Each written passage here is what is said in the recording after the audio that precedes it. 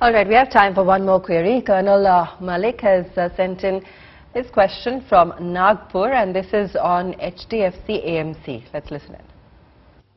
Hi Udayan, good evening. I am Colonel V. Malik. I am holding 100 shares of HDFC AMC at the rate of 1900. This share went up to 3900, but thereafter it's continuously falling.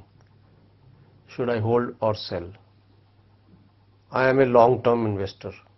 I also want to know the absolute value of this scrip.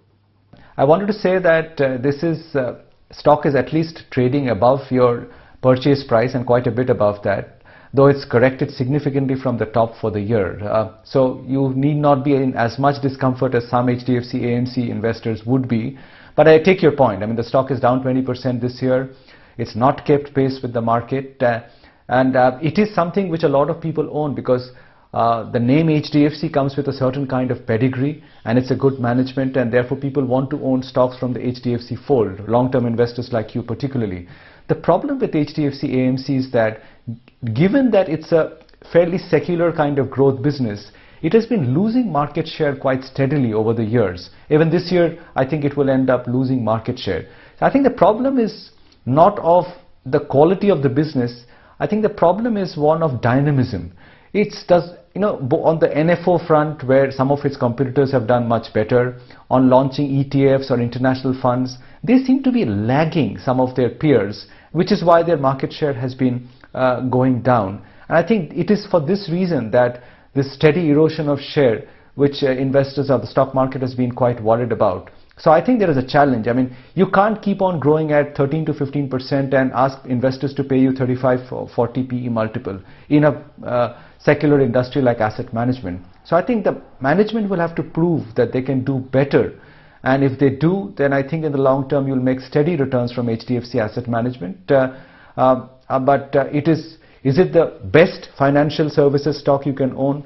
My answer would be no. There are probably better stock market or capital market proxy plays you could be looking at, though they may not be asset management plays, but there could be better plays to be looking at there.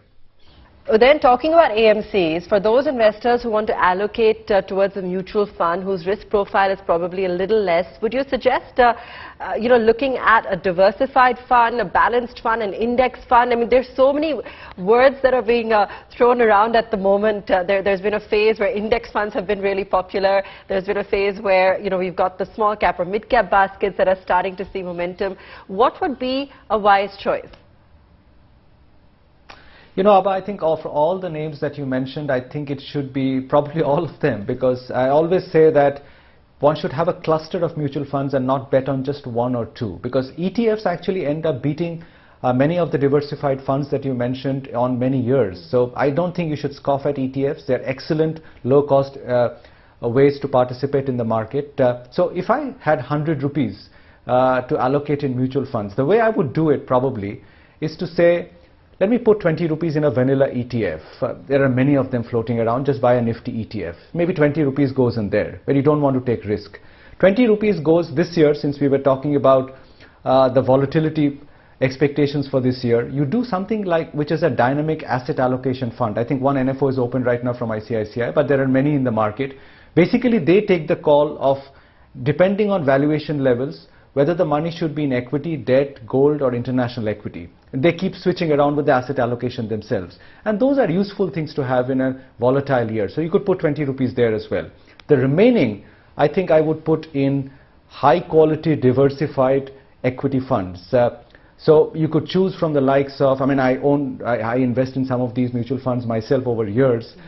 Something like an Axis Blue Chip Fund, something like a PGIM FlexiCap Fund, even the Parag Parekh FlexiCap Fund, which invests nearly 1/3 of its portfolio in international stocks like Apple and Google, so you get the international flavor as well. So these are some names, and they have very good track records over many years. So you could consider some of these. But if you do, say, 5 or 6 of these funds and keep topping them up regularly, I think the chances of long-term appreciation of capital are pretty high. So maybe diversify a little bit and buy a basket of mutual funds. That would be my suggestion.